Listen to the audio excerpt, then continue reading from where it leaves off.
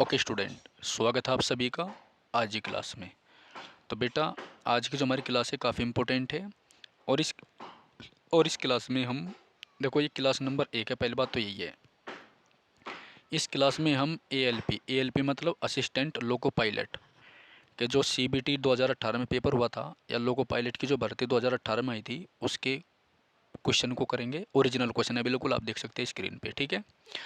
और अभी मैं आपको ये भी बता दूं कि अभी आरआरबी टेक्नीशियन के फॉर्म भी आ चुके हैं, जिसमें आपके +2 साइंस साइड वाले भर सकते हैं, आईटीआई वाले भर सकते हैं।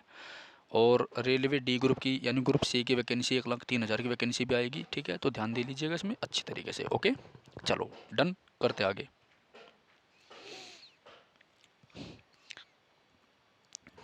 चलिए बेटा, तो एएलपी CBT 1 एग्ज़ाम 9 अगस्त 2018 फर्स्ट शिफ्ट को हम कवर करेंगे। ओरिजिनल है बिल्कुल, ठीक है। पहला क्वेश्चन, सर्च लाइट का परावर्तक अवतल दर्पण है। सर्च लाइट का जो परावर्तक है वो क्या है? अवतल दर्पण है। सर्च लाइट का परावर्तक अवतल दर्पण है, याद रखना। सर्च लाइट का परावर्तक अवतल दर्पण है, याद रखना। क्या है? सर्च लाइट का परावर्तक अवतल दर्पण है, याद रखना, ठीक है।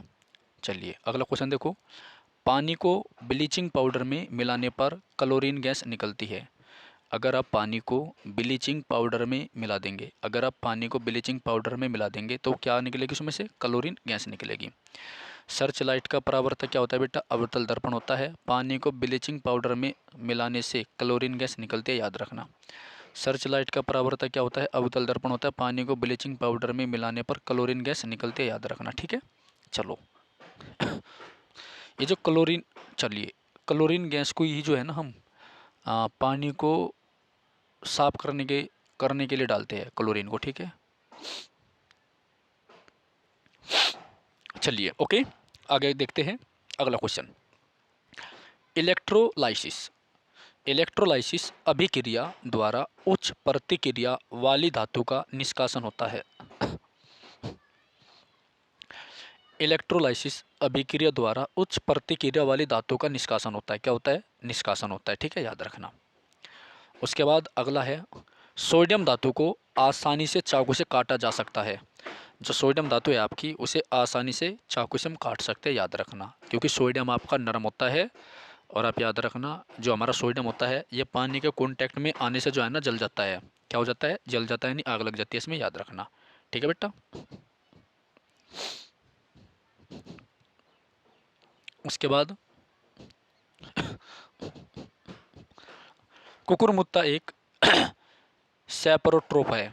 कुकुरमुत्ता एक सैप्रोट्रोप है। क्या है? सैप्रोट्रोप है। कुकुरमुत्ता एक सैप्रोट्रोप है, याद रखना। कुकुरमुत्ता एक सैप्रोट्रोप है, याद रखना। कुकुरमुत्ता क्या है बेटा? एक सैप्रोट्रोप है, याद रखना, ठीक है। बहुत अच्छा और इम्पोर्टेंट है। ओके, आगे चलिए अगले क्वेश्चन की ओर। भाई सभी लाइक कर दो, चैनल को सब्सक्राइब भी कर दो यार, ठीक है। नेक्स्ट, संवेग को द्रव्यमान और वेग गुणनफल के रूप में व्यक्त किया जाता है। जो आपका संवेग होता है उसे हम क्या व्यक्त करते हैं? संवेग यानी मोमेंटम जो होता है, जिसको स्मॉल p से डिनोट करते हैं। मोमेंटम क्या होता है आपका? मास इनटू वेलोसिटी, यानी mv। p बराबर क्या होता है? mv, ठीक है। जहाँ पर आपका m क्या होता है? मास मतलब द्रव्यमान, ठीक है। और द्रव्यमान कभी बदलता नहीं है। और v का मतलब क्या होता है? वेलोसिटी यानी वेग, ठीक है। हमेशा याद रखना, वेग एक वेक्टर क्वांटिटी है, जबकि स्पीड आपकी वेक्टर क्वांटिटी नहीं है। यानी वेग में आपको दिशा दी जाती है, जबकि स्पीड में दिशा नहीं दी जाती, ठीक है बेटा। चलो अगला क्वेश्चन है बेटा, NH4 2SO4 के एक अणु में 15 परमाणु होते हैं, ठीक है। चलो, ऑक्टेक्स वर्गीकरण के न्यूलैंड्स लॉ में अंतिम तत्व थोरियम है। जो ऑक्टेक्स वर्गीकरण है, आप ये जो चीज़ें पढ़ रहे हैं टोटल 10वीं क्लास की है, याद रखना। केमिस्ट्री फिजिक्स ये आएगी आपकी लोको पायलट में। तो आप जो है 6, 7, 8, 9 एंड 10th क्लास की जो है ना NCERT किताब को अच्छी तरीके से कवर कर लो। साइंस की सबसे ज़्यादा क्वेश्चन वहीं से मिलेंगे। तो ऑक्टेक्स वर्गीकरण के न्यूलैंड्स लॉ में अंतिम तत्व थोरियम है, याद रखना, थोरियम, ठीक है। और आपको पता ही है थोरियम सबसे ज़्यादा भारत में होता है, और भारत के भी महाराष्ट्र में होता है थोरियम, ठीक है। चलिए प्रतिरोध की एसआई इकाई क्या है? ओम। ये कक्षा 10 का क्वेश्चन है आपका, ओम। तो प्रतिरोध की एसआई इकाई क्या होती है आपकी? ओम होती है। प्रतिरोध को अंग्रेजी में क्या बोलते हैं बेटा? रेसिस्टेंस। क्या बोलते हैं? रेसिस्टेंस। रेसिस्टेंस क्या होता है? जो बिजली के फ्लो को रोकता है, ठीक है।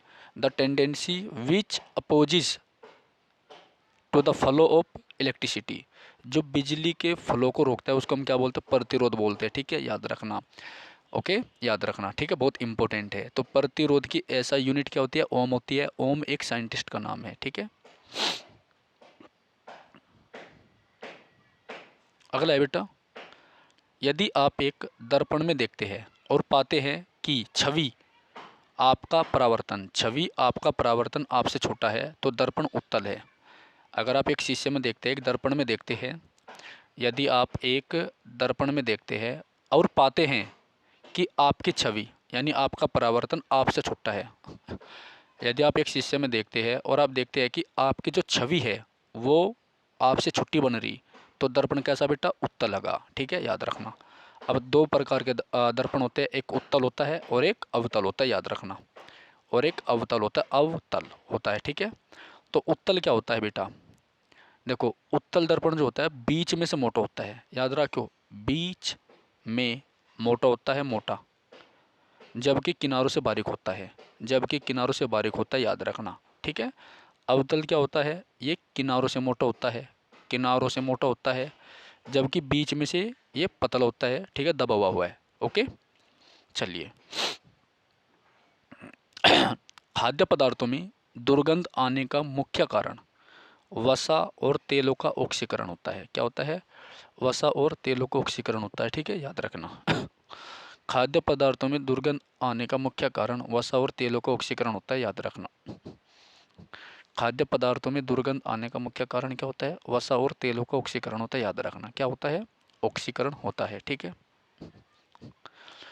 थायरोक्सिन के संश्लेषण के लिए आयोडीन आवश्यक है। थायरोक्सिन के संश्लेषण के लिए आयोडीन आवश्यक है। थायरोक्सिन के संश्लेषण के लिए आयोडीन आवश्यक है, याद रखना। तो थायरोक्सिन, देखो, थायरोक्सिन की कमी से घेगा, गलगंड, गोइटरी रोग होता है, ठीक है। आई बात समझ में? आयोडीन नमक होता है, ठीक है, और इसकी कमी से थायरिन जो है ना, थायरोक्सिन एक हार्मोन होता है जिसकी कमी से हमारे शरीर में क्या होता है? गलगंड होता है, ठीक है, थायराइड होता है, घेंगा रोग हो जाता है, याद रखना। बहुत अच्छा क्वेश्चन है, ठीक है। एक पौधे के तने या जड़ का घेरा, लेटरल मेरिस्टेम के कारण बढ़ता है। एक पौधे के तने या जड़ का जो घेरा है वो किसके कारण बढ़ता है? लेटरल मेरिस्टेम के कारण बढ़ता है, यानी एक टिश्यू होता है। ये टिश्यू मतलब उत्तक। क्या होता है बेटा? उत्तक होता है, याद रखना।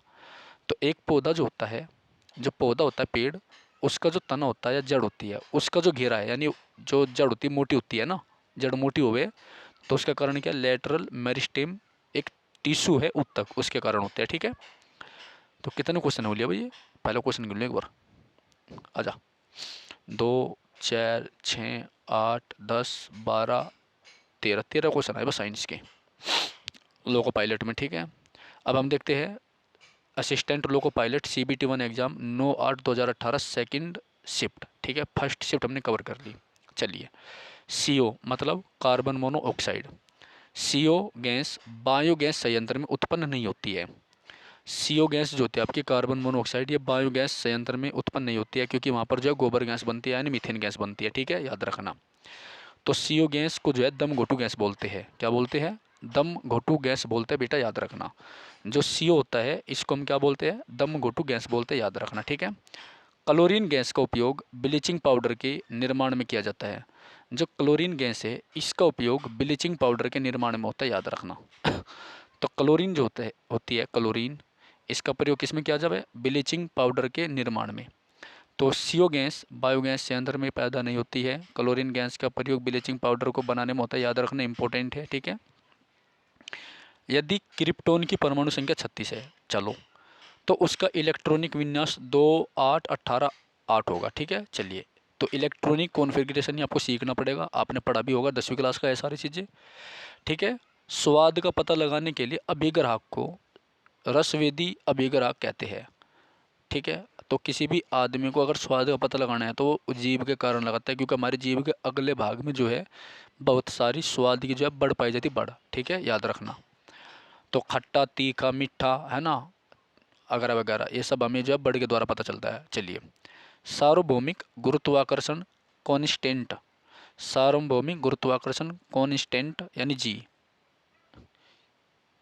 इसको बोलते हैं यूनिवर्सल ग्रेविटेशनल कांस्टेंट। तो सार्वभौमिक गुरुत्वाकर्षण कांस्टेंट, कांस्टेंट मतलब जिसकी वैल्यू नहीं बदलती है, और इसकी वैल्यू क्या होती है बेटा, 6.67 इंटू 10⁻9 के लगभग होती है, ठीक है। अब देख लेना थोड़ा सा, तो सार्वभौमिक गुरुत्वाकर्षण कांस्टेंट यानी बड़ा जी, ओके।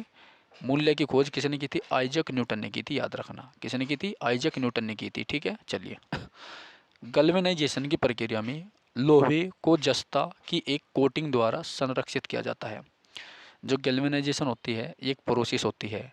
गैल्वेनाइजेशन एक प्रक्रिया है जिसके द्वारा लोहे को जस्ते की कोटिंग द्वारा ढका जाता है, ठीक है बेटा, याद रखना, इंपॉर्टेंट है, ओके। ऊपर उठाए गए हथौड़े के पास स्थितिज ऊर्जा होती है, क्या होती है, स्थितिज ऊर्जा होती है, ठीक है।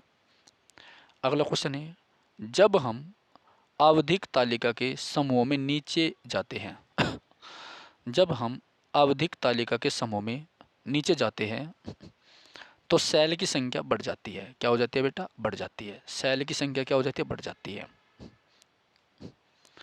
दांतों में सड़न शुरू हो जाती है, भाई इंसान के दांतों में सड़न शुरू हो जाती है, याद रखना, ठीक है। जब मुंह का पीएच मान 5.5 से कम हो जाता है, अगर किसी इंसान के मुंह का जो पीएच मान है वो 5.5 से कम हो जाता है तो उसके मुंह में क्या हो जाती है, सड़न होनी शुरू हो जाती है, याद रखना। तो दांतों में सड़न कब शुरू होती है, जब मुंह का पीएच मान जो है कितना हो जाता है, पीएच मान आपका जो है 5.5 से कम हो जाता है, याद रखना, ठीक है। टोटली बेस्ड है कक्षा 10th पर। एक एल्कोहल का क्वथनांक, एक एल्कोहल का क्वथनांक मतलब बॉइलिंग पॉइंट 78 डिग्री सेल्सियस है। केल्विन पैमाने पर इसका मान क्या होगा बेटा, 351 केल्विन होगा, ठीक है। अपने बाएं हाथ में पेन को पकड़कर एक व्यक्ति अपना प्रतिबिंब शीशे में, अपने बाएं हाथ में पेन पकड़ लिया, फिर एक आदमी अपना प्रतिबिंब मतलब अपनी इमेज को शीशे में देखता है, तो पेन दाएं हाथ में दिखता है, इसका कारण है पार्श्व वैत्युकर्मण, क्या है, पार्श्व वैत्युकर्मण, ठीक है, पार्श्व वैत्युकर्मण है इसका कारण, ठीक है बेटा, याद रखना। ओजोन एक अणु में 3 परमाणु होते हैं, ओजोन के एक अणु में बेटा 3 परमाणु होते हैं, याद रखना। ओजोन के एक अणु में 3 परमाणु होते हैं, याद रखना, ठीक है। ओजोन के एक एक अणु में 3 परमाणु होते हैं, ठीक है, याद रखना, ओके।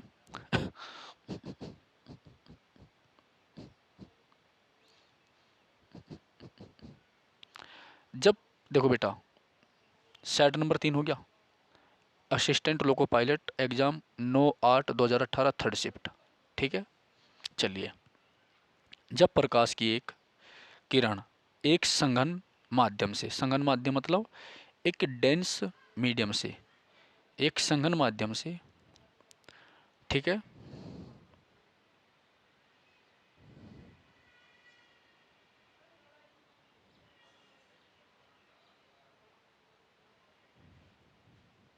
चलिए बेटा, तो जब प्रकाश की एक किरण एक संघन माध्यम से एक विरल माध्यम में, ठीक है, यात्रा करती है तो यह अभिलंब से दूर हट जाती है।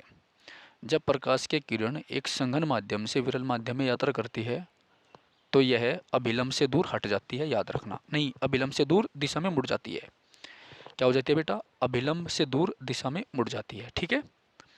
अगला है,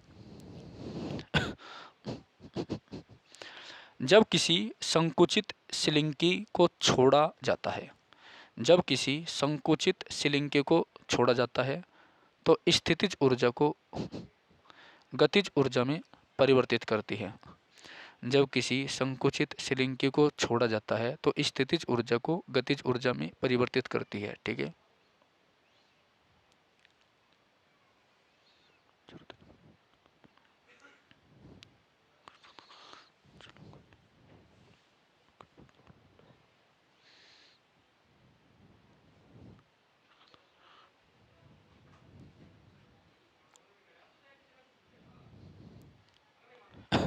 अगला क्वेश्चन है बेटा, प्लाज्मोडियम बहु विखंडन द्वारा उत्पन्न होता है।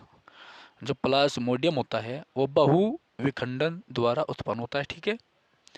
खाद्य पदार्थों का ऑक्सीकरण होने से रोकने के लिए, खाद्य पदार्थों का ऑक्सीकरण होने से रोकने के लिए नाइट्रोजन गैस का उपयोग किया जाता है।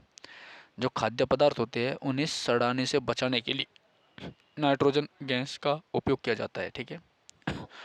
साइकिल की सवारी करते समय निकलने वाली ऊर्जा, साइकिल की सवारी करते समय निकलने वाली ऊर्जा रासायनिक ऊर्जा होती है। कौन सी होती है बेटा? रासायनिक ऊर्जा होती है।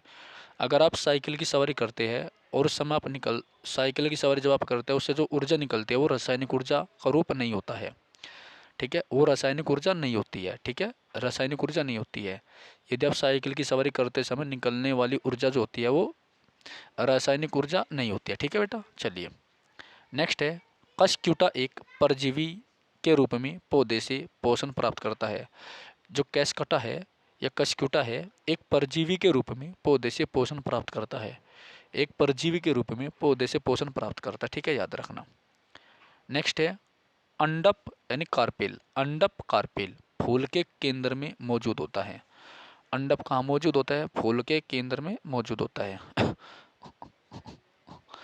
व्यवस्थित वस्तुओं की व्यवस्थित वस्तुओं की वो प्रवृत्ति जो उसे स्थिर या समान गति से गतिमान रहने के लिए प्रवृत्त करता है। वो प्रवृत्ति जो उसे स्थिर या समान गति से गतिमान रहने के लिए प्रवृत्त करता है जड़त्व कहलाता है। क्या कहलाता है? जड़त्व यानी इनर्शिया। तो व्यवस्थित वस्तु की वो प्रवृत्ति यानी किसी भी रेस्ट पोजीशन में रखे हुए ऑब्जेक्ट की वो टेंडेंसी जो उसे उसी पोजीशन में रहने के लिए क्या करती है? प्रवृत्त करती है। उसे हम क्या बोलते हैं? जड़त्व बोलते हैं, इनर्शिया बोलते हैं, ठीक है। जैसे ठीक है, तो जड़त्व का उदाहरण क्या है? जड़त्व का उदाहरण है जैसे अमरूद का पेड़ है, सेब का पेड़ है। तो पका हुआ जो पेड़ होता है, वो पका हुआ जो सेब होता है, अमरूद होता है, वो पेड़ पे लगा रहना पसंद करता है। तो पेड़ पे लगे रहना पसंद करना ही उसकी टेंडेंसी है। लेकिन जब हवा आती है, ठीक है, तो वो हिलता है और टूट के नीचे गिर जाता है। यानी कोई भी चीज़ जिस पोजीशन में है वो उसी पोजीशन में रहना पसंद करती है जब तक उस पर कोई एक्सटर्नल फोर्स कार्य न करता हो। तो किसी भी ऑब्जेक्ट का सेम पोजीशन में बने रहने की जो टेंडेंसी होती है, प्रवृत्ति होती है, उसे हम क्या बोलते हैं? जड़त्व बोलते हैं, ठीक है बेटा, इनर्शिया बोलते हैं। प्रोपेन का आणविक सूत्र क्या है बेटा? C3H8। प्रोपेन का आणविक सूत्र क्या है? मोलिकुलर फॉर्मूला C3H8, ठीक है। हीलियम को छोड़कर सभी नोबल गैसों के बाहरी सेल में 8 इलेक्ट्रॉन होते हैं, याद रखना। हीलियम को छोड़कर सभी जो नोबल गैस होते हैं, इनर्ट गैस होती है, उनके बाहरी सेल में 8 इलेक्ट्रॉन होते हैं, याद रखना, ठीक है। फूलों वाले ब्रायोफाइलम, फूलों वाले ब्रायोफाइलम पौधों में पत्तियों के मार्जिन के दरों में कलियां पैदा होती है। पत्तियों के मार्जिन के दर्रा में कलियां पैदा होती है, याद रखना, ठीक है। चलिए आगे देखो,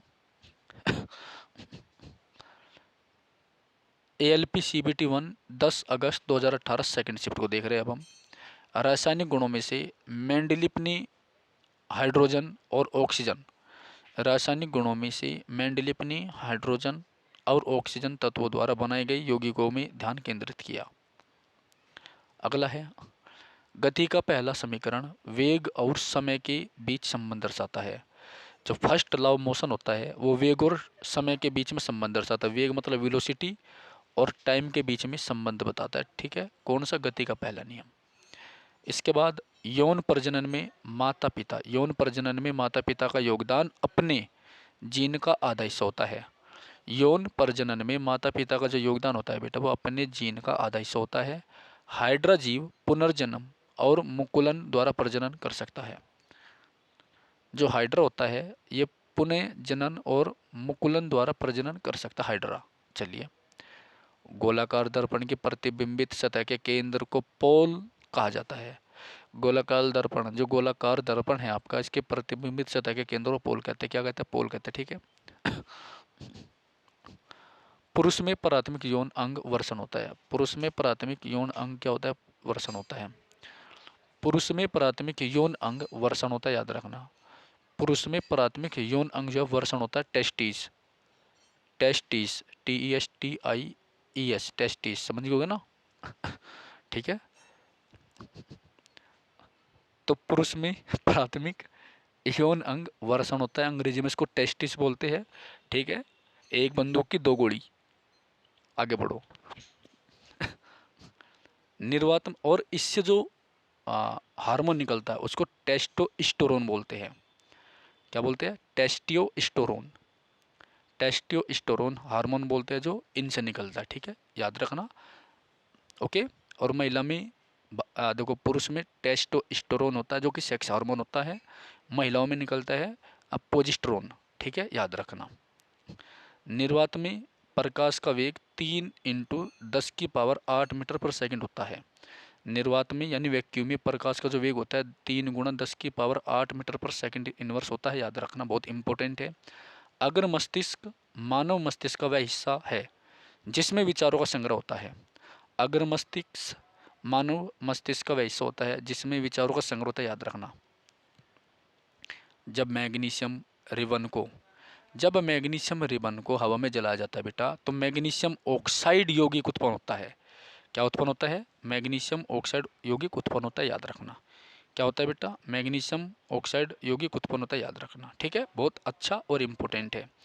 तो जब मैग्नीशियम रिबन को हवा में क्या करते हैं, हम जलाते हैं, तो क्या उत्पन्न होता है? मैग्नीशियम ऑक्साइड यौगिक उत्पन्न होता है बेटा। ठीक है, काफ़ी अच्छा है, इम्पोर्टेंट है। ओके। तो मैग्नीशियम का फॉर्मूला क्या होता है बेटा? Mg होता है। क्या होता है? Mg। ठीक है, बड़ा ध्यान से पढ़ना इसको। और देखो, आप लोगों का इसमें दो फायदे हैं। एक फ़ायदा तो ये है कि आपकी साइंस कवर हो रही है। दूसरा फ़ायदा, जो लोको पायलट की तैयारी कर रहे हैं बेटा, उनको भी इसमें जानकारी मिलेगी। और आपका PYQ है, सभी ध्यान से देखिएगा। अपने यार दोस्तों को चैनल पर जोड़ना जरूर। ठीक है, ओके, आगे बढ़ते हैं। नेक्स्ट, न्यूटन द्वारा गणित की शाखाओं में से गणना का आविष्कार किया गया था। न्यूटन द्वारा गणित की शाखाओं में से गणना का आविष्कार किया गया था। न्यूटन द्वारा गणित की शाखाओं में से गणना का आविष्कार किया गया था। ठीक है, न्यूटन द्वारा गणित की शाखाओं में से न्यूटन द्वारा गणित की शाखाओं में से गणना का आविष्कार किया गया था। न्यूटन द्वारा गणित की शाखाओं में से गणना का आविष्कार किया गया था। ठीक है, एक मिश्र धातु ठोस विलयन का उदाहरण है। एक मिश्र धातु ठोस विलयन का उदाहरण है। ठीक है, तापीय अपघटन के दौरान अमोनिया नाइट्रेट तापीय अपघटन के दौरान अमोनियम नाइट्रेट N2OH2 उत्पन्न होती है। वाहनों की हेडलाइट में प्रयुक्त दर्पण अवतल है, सबसे ज़्यादा इंपॉर्टेंट है। जो हमारी कार होती है, कारों की जो हेडलाइट होती है, ठीक है, हेडलाइट जो होती है ना, उसमें अवतल दर्पण होता है बेटा। ठीक है, याद रखना। और यहीं पर ध्यान दीजिएगा, अगर किसी व्यक्ति को दूर का साफ नहीं दिखता है, अगर ज़्यादा दूर का क्लियर नहीं दिख रहा है, ठीक है, तो मतलब उसको निकट दृष्टि दोष है। याद रखना, कौन सा दृष्टि दोष है? निकट। देखो, हिंदी में उल्टा है।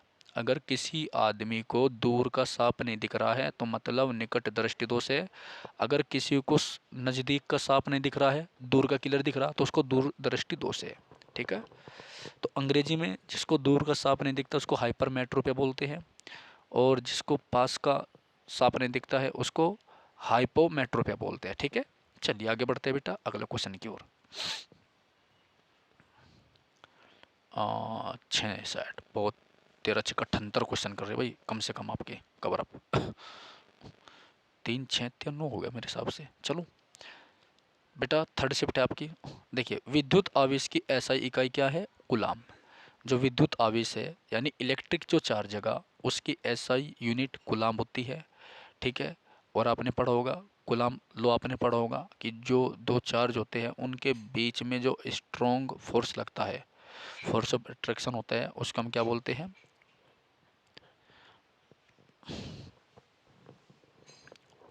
चलिए आगे बढ़ते हैं। तो विद्युत आवेश की SI इकाई क्या होती है बेटा? कूलाम होती है। इसको C से डिनोट करते हैं, जो कि एक वैज्ञानिक का नाम था। ठीक है, चलिए, गति के दूसरे समीकरण द्वारा स्थान और समय के बीच संबंध को दर्शाया जाता है। ठीक है, स्थान और समय के बीच गति का जो दूसरा नियम है, समीकरण है, वो स्थान और समय के बीच के संबंध को दर्शाता, ठीक है। बोरोन धातु और अधातु दोनों के रूप में कार्य नहीं करता। बोरोन धातु और अधातु दोनों के रूप में कार्य नहीं करता। बोरोन धातु और धातु के रूप में कार्य नहीं करता, ठीक है, याद रखना।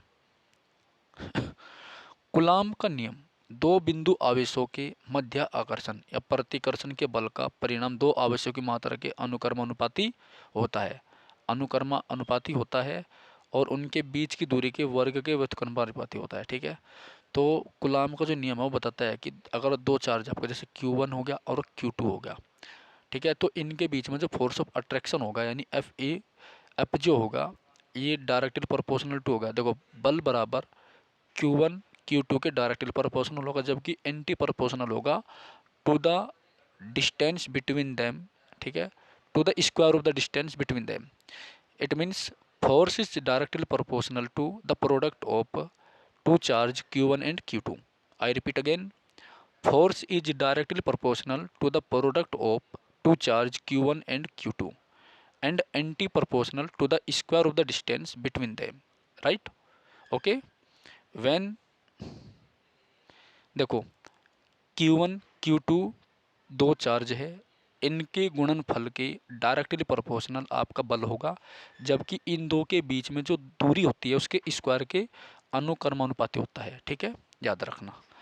और जब आप इसको हटाते हैं, क्या नाम है इसको, डायरेक्टली प्रोपोर्शनल को, तो इसमें कांस्टेंट लेते हैं और वो कांस्टेंट क्या होता है आपका 1/4 पाई एप्सिलॉन नॉट 0, कुछ इस टाइप से होता है बेटा, याद रखना। काफ़ी समूल्य मैंने पढ़ा था, ठीक है, जब देख लेना। यकृत मनुष्य में अंतस्रावी ग्रंथि नहीं है। यकृत मनुष्य में अंतस्रावी ग्रंथि नहीं है, ठीक है, इनर ग्लैंड नहीं है। स्थायी उत्तकों के निर्माण के लिए एक स्थायी संरचना आकार क्रिया अपनाने की प्रक्रिया को विभेदन कहते हैं, याद रखना। कोलेन काइमा, बहुत अच्छा क्वेश्चन है। कोलेन काइमा उत्तकों में कोशिकाएं जीवित होती है। जो कोलेन काइमा होता है ये ऐसे उत्तक होते हैं जिनमें कोशिका जीवित होती है, लंबी और कोनों पर अनियमित रूप से स्थूल होती है कोलेन काइमा में, ठीक है। तो कोलेन काइमा उत्तकों में कोशिकाएं जीवित होती है, लंबी कोनों पर अनियमित रूप से स्थूल होती है। अगला 10वीं क्लास का क्वेश्चन है, आर्किमिडीज भौतिकविद ने उत्प्लावक बल के अस्तित्व की व्याख्या की थी। 9वीं क्लास का क्वेश्चन है आपका, ठीक है। तो आर्किमिडीज जो था एक वैज्ञानिक था, ठीक है, यूनान का भौतिक शास्त्री था, ठीक है। तो इसने उत्प्लावक बल के अस्तित्व की व्याख्या की थी। देखो उत्प्लावक आपने बायोंट फोर्स पर होगा, ठीक है, चलो छोटे इसको भी आप इसको समझ लो। सीधा एग्जांपल बता रहा आपको, मान लीजिए आप किसी ट्यूबवेल पर गए नहाने के लिए। मान लीजिए आप किसी ट्यूबवेल पर गए नहाने के लिए, आप खुद अपनी ट्यूबवेल पर गए होंगे, ठीक है। तो जैसे ही आप होद्दी पर खड़े होके और होद्दी के अंदर गुचकी लगाओगे ऊपर से, ठीक है, मतलब आप खड़े ऊपर और कूद गए होद्दी के भीतर। तो जैसे होद्दी के भीतर आप कूद देंगे तो आप होद्दी में गिरोगे, तो जितना पानी आप बाहर निकालते हैं उतना ही बल आप पे जो नीचे का जो पानी होता है वो ऊपर की तरफ लगाता है, ठीक है, उसको उत्प्लावक बल कहते हैं, याद रखना। ओके, तो आर्किमिडीज भौतिकविद ने उत्प्लावक बल के अस्तित्व की व्याख्या की थी, ठीक है ना, याद रखना। मतलब देखो मैं सीधा बता रहा, आर्किमिडीज के सिद्धांत के अनुसार, ऐसे नहीं समझ माना आप लोगों की। आर्किमिडीज के सिद्धांत के अनुसार जब किसी वस्तु को हम पानी में डुबाते हैं, आर्किमिडीज के सिद्धांत के अनुसार जब हम किसी वस्तु को पानी में डुबाते हैं तो उस वस्तु के आयतन के बराबर, ठीक है, उस वस्तु के आयतन के बराबर पानी जो है उस वस्तु से बाहर निकल आता है। अगर वस्तु का भार पानी के भार से ज़्यादा है, कंडीशन नंबर 1, अगर वस्तु का भार पानी के भार से ज़्यादा है तो वस्तु पानी में डूब जाएगी, क्लियर। यदि वस्तु का भार पानी के भार से कम है तो वस्तु पानी में तैरेगी। तीसरा, यदि वस्तु का भार पानी के भार के बराबर है तो वस्तु उस पानी में आ, तैरते डूबते हुए क्या करेगी, तैरेगी, ठीक है, याद रखना। ओके, तो जब आप किसी होदी में नहाने के लिए जाओ या स्विमिंग पूल में जाते हैं तो जैसे आप ऊपर से कूदते हो तो अचानक आप देखेंगे कि आपकी छाती पे चोट लगती है। तो जितना बल आप ऊपर से नीचे की तरफ लगाते हैं पानी में, उतना ही बल आप पर जो आपकी बॉडी पर जो है नीचे का जो पानी है ऊपर की तरफ लगाता है। तो जो बल पानी नीचे से ऊपर की ओर लगाता है, भाई मान लो ये आपका स्विमिंग पूल है, ठीक है, और आप यहाँ खड़े मुछेड़िया बापू, बिल्कुल किनारे पे बामडुल्ली वाला पूल है ये, स्विमिंग पूल, ठीक है, जहाँ हमारे छात्र जाकर नहाना, पूरा भरा हुआ है। आप इसमें कूद गए, कूदने के बाद में तो अब आपने देखो गुचकी आपने लगा ली इसमें, तो जितना बल आपने पानी पर लगाया, जितना बल आपने पानी पर लगाया, तो उतना ही बल ये जो नीचे का पानी है ना ये वाला, ये ऊपर की तरफ लगा होगा, रंग बदल लूँ, उतना ही बल ये नीचे का जो पानी है ना ऊपर की तरफ लगा हुआ। तो जो बल ये नीचे का पानी ऊपर की तरफ लगा रहा, इसको हम क्या बोलते हैं, उत्प्लावक बल बोलते हैं, बाउंड फोर्स बोलते हैं, ठीक है। अब तो पल्ला पड़ गया होगा, चलो बहुत इंपॉर्टेंट है इसलिए बता दिया यहीं पर, ठीक है। वाष्पीकरण एक सत्य घटना है, वाष्पीकरण क्या है, एक सत्य घटना है बेटा, ठीक है, याद रखियो। नेक्स्ट, अपच का इलाज करने के लिए एंटासिड प्रकार की दवा का प्रयोग किया जाता है, ठीक है। अगर आपको जो है अपच हो रही है या आपका खाया पिया नहीं पच रहा है, तो आपने देखा होगा लोग बाग आजकल इनो पीते हैं, इनो, ठीक है ना, वही है बस ये, तो इनो एक एंटासिड है, याद रखना, ठीक है। तो अपच का इलाज करने के लिए एंटासिड प्रकार की दवा का प्रयोग होता है, ठीक है। गति के अनुरूप वस्तु की गतिज ऊर्जा की वृद्धि होती है, ठीक है। 13 अगस्त 2018 फर्स्ट शिफ्ट, सोडियम कार्बोनेट की हाइड्रोक्लोरिक अम्ल से अभिक्रिया में उत्पन्न गैस कार्बन डाइऑक्साइड है। अगर सोडियम कार्बोनेट की हाइड्रोक्लोरिक अम्ल से अभिक्रिया करवा दे, अगर हम सोडियम कार्बोनेट की, ठीक है, अगर हम Na2CO3 की किससे रिएक्शन करवा दे बेटा, रिएक्शन करवा दें हम HCl से, ठीक है, तो प्रोडक्ट क्या बनेगा, तो इसमें आपके कार्बन डाइऑक्साइड गैस निकलेगी, ठीक है, याद रखियो, ओके। तो अगर हम सोडियम कार्बोनेट की हाइड्रोक्लोरिक एसिड से क्या करा दे, अभिक्रिया करवा दे, रिएक्शन करा दे, तो आपके प्रोडक्ट क्या निकलेगी, कार्बन डाइऑक्साइड यानी CO2, ठीक है, याद रखना। देखो जो हाइड्रोक्लोरिक एसिड है हमारे पेट में पाया जाता है, ठीक है, और इसी की ज़्यादा सिक्रेशन से हमारे पेट में जो है तेजाब बनने लगता है, याद रखना। और जब हम रोटी वोटी खाना खावे वो भी हाइड्रोक्लोरिक एसिड के कारण ही हमारे पेट में पचता है, याद रखना, ठीक है। और कार्बन डाइऑक्साइड को क्या बोलते हैं, ग्रीन हाउस गैस बोलते हैं, ये भी आप याद रखना, ठीक है। अमीबा में बाइनरी विखंडन का अलैंगिक प्रजनन होता है। अमीबा में क्या होता है, अमीबा में बाइनरी विखंडन का अलैंगिक प्रजनन होता है, ठीक है, अलैंगिक प्रजनन होता है, याद रखना, ठीक है बेटा, ओके। आगे चलो, प्रकाश संश्लेषण के दौरान बने उत्पाद ग्लूकोज, जल और ऑक्सीजन है। प्रकाश संश्लेषण के दौरान बने उत्पाद ग्लूकोज, जल और ऑक्सीजन है, ठीक है। हीरे के कार्बन परमाणु की बाहरी कोश में मुक्त इलेक्ट्रॉनों की संख्या क्या है, शून्य है, क्या है, शून्य है।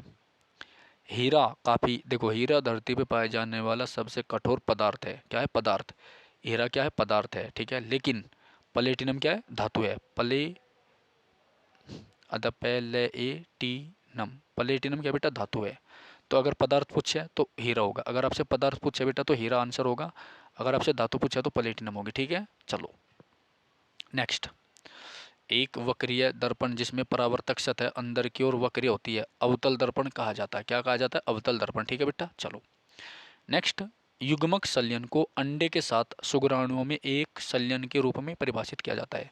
एक बार सभी छात्र क्लास को लाइक करो, आगे जब भी पढ़ जाएगा, पहले क्लास को लाइक करिए सभी के सभी छात्र, ठीक है। जो नहीं है वो चैनल सब्सक्राइब करो, और सभी अपने मित्रों को जो है इसका लिंक भेज दो, कोई क्लास देखो या ना देखो, ठीक है। सभी छात्रों को ये क्लास शेयर करनी जरूर की जरूर, ठीक है। जिसके पास नेट फालतू वो क्लास देखने के बाद डाउनलोड करके डिलीट कर दियो, ठीक है भाई, इतना काम कर दियो, आपके 50 MB खर्च होगी, ज़्यादा कुछ नहीं, ओके।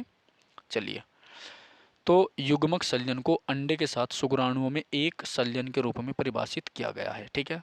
शुष्क लिटमस शुष्क लिटमस पेपर पर शुष्क HCl गैस की क्रिया होने पर नीला या लाल लिटमस पेपर रंग नहीं बदलता है, ठीक है। टाइटेनियम रेडियोधर्मी, सारे ही साइंस से क्वेश्चन आ रहे हैं एकदम से। टाइटेनियम रेडियोधर्मी तत्व नहीं है, टाइटेनियम क्या नहीं है, रेडियोधर्मी तत्व नहीं है। टाइटेनियम रेडियोधर्मी तत्व नहीं है। आधुनिक आवर्त सारणी में तत्वों की परमाणु संख्या में वृद्धि के आधार पर व्यवस्थित किया गया है, वृद्धि के आधार पर व्यवस्थित किया गया, ठीक है। नाइट्रोजन परमाणु में उपस्थित न्यूट्रॉनों की संख्या 7 है।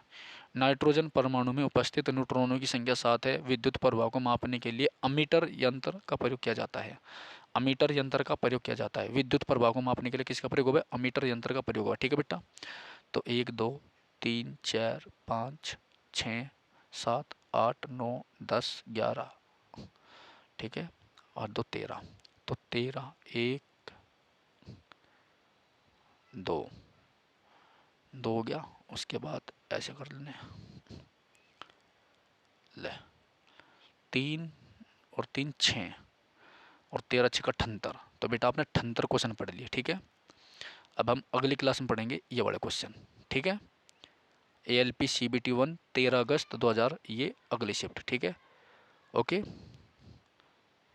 चलो, तो सभी छात्र जो, देखो साफ सी बात है कि जो भी छात्र ITI कर रहे हैं और जिसने ALP का फॉर्म भरा है, आप ये क्लास बारंबार देखिए, इनसे बार कुछ नहीं आना जाना, ठीक है।